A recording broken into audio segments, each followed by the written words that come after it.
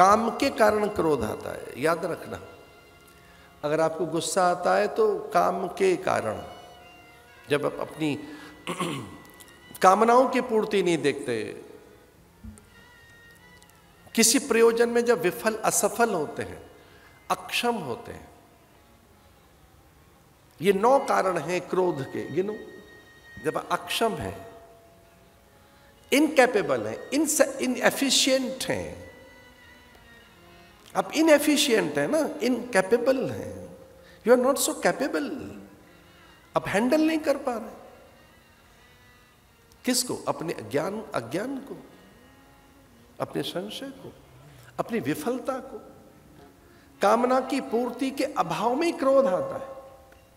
जब विषय की पूर्ति नहीं होती, जो भी आपके भीतर काम है, और काम क्या? प्लेजर, आप कोई प्लेजर ढूंढ रहे हैं, कुछ सुख ढूंढ रहे हैं। काम क्या है? कामेक्षा है क्या? सुख ढूंढ रहे हैं। मन दिन भर सुख ढूंढता रहता है। ध्यान रखना, मन काम से बना है। इससे विरक्त होकर वो राम में आ जाना चाहता है। उत्पत्ति काम से हुई है मन की, इसे वो काम शून्य हो नहीं पाता, अकाम हो नहीं पाता, निष्काम नहीं हो पाता। इसी का नाम पुरुषार्थ है। मने मनुष्याणाम कारणम बंध मोक्षयो, मन ही मनुष्य के बंधन और मोक्ष का कारण है। और मन की उत्पत्ति काम से हुई है। मन चंद्रमा से पैदा हुआ है। चंद्रमा, बुद्धि सूर्य से पैदा हुई है। बुद्धि का स्वामी सूर्य है, और चंद्रमा से मन की उत्पत्ति हुई है। इसे जो उन्माद है वो चंद्र की किरणों से बहुत अधिक होता है। मनोवैज्ञानिक बताते हैं कि चंद्र की किरणों के कारण ही, चंद्र की चांचल्य किरणें ही व्यक्ति के भीतर के मनोवेग, उसके मनोभाव, उसकी उद्गिन्नता, उसके भीतर की प्रवृत्तियां, वृत्तियां को तय करती हैं। ये चंद्र कलाएं हैं। काम कि जब पूर्ति नहीं होगी, जब काम का अभाव होगा, वासना की पूर्ति नहीं होगी, ऐषणाओं की पूर्ति नहीं होगी, जब आप में, तब क्रोध आएगा। क्रोध आता है काम के अभाव में। पर नारद में तो काम रह ही नहीं सकता। तो ऐसा कहते हैं कि एक बार नारद ने काम को ही जीत लिया। काम माने संसार को जीत लिया। काम माने पदार्थों के सत्य को समझ लिया। काम का अर्थ है इसके परिणाम को समझ लिया। और परिणाम समझ लिया जाए, पदार्थ के सत्य को समझ लिया जाए, तो फिर काम नहीं रहता। काम करते ऐषणाएं नहीं रहेंगी, फिर आसक्ति नहीं रहेगी, फिर प्रियता की चाह नहीं रहती। तो इसका अर्थ है फिर आप फीके से हो जाएंगे। ना, ऐसा नहीं है। सत्यानुभूत हो जाएंगे आप, सत्य अनुभूत हो जाएगा आपको। कभी देव प्रसन्न हो तो उनसे उनकी प्रीति मांगो। माता पिता बहुत रीझ जाए आपसे, कुछ देने के लिए तैयार हो, तो उनसे कहना कि पदार्थ मत दो, अपनी प्रसन्नता दो, हमसे प्रसन्न रहो बस।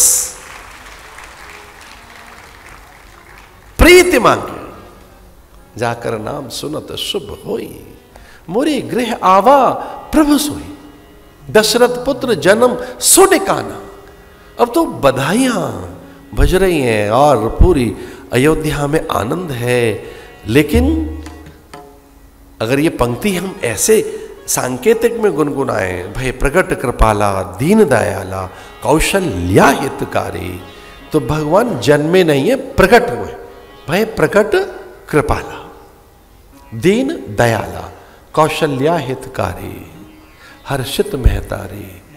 अद्भुत पंक्ति है। ब्रह्मांड निकाया निर्मित माया, वो कोटि कोटि ब्रह्मांडों के स्वामी, चरित्र बहुविध कीन चहे माता पुण्य बोली, सो मत डोली तजऊ तात यह रूपा। माता हर्षित होकर, अब देखिए कल्पना तो करके देखो कि माता प्रसूतिका में भी प्रणाम करने के लिए खड़ी हो गई, क्योंकि उनके अंतर से प्रकाश निकला। अयोनिज है भगवान, रोम रोम में से, कौशल्या के रोम रोम में से, नख से, त्वचा से, उनके रोम छिद्रों से, नेत्रों से, भाल कपाल से, संपूर्ण अंगों की कांति से राम बाहर आए।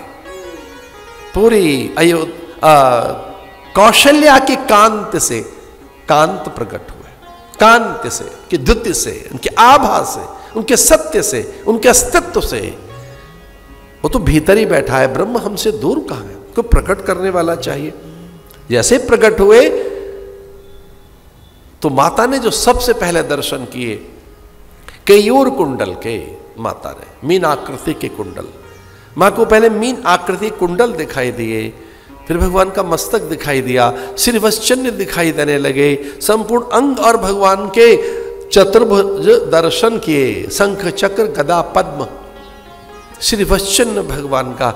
भगवान मंद मंद मुस्कुरा रहे हैं और वह नारायण के दर्शन कर रही है। वरदान काल में यही मांगा था कि रोने वाला बेटा नहीं चाहिए, नारायण चाहिए। रोती तो दुनिया है, जब आप आए तो रोदन न करना, जब आप आए तो प्रकट हो, तो जैसा चाहा वैसा पाया। मदालसा ने भी तो यही कहा था कि रोने वाला बच्चा नहीं चाहिए, शुद्ध हो सी बुद्ध हो सी निरंजन हो सी संसार माया, माया को देकर रोता है जीव। भगवान रोदन नहीं कर रहे हैं, प्रकट हुए, भाई प्रकट कर पाला, दीन दयाला, कौशल्या हितकारी, हर्षित महतारी, ऐसे। और फिर क्या कहती है,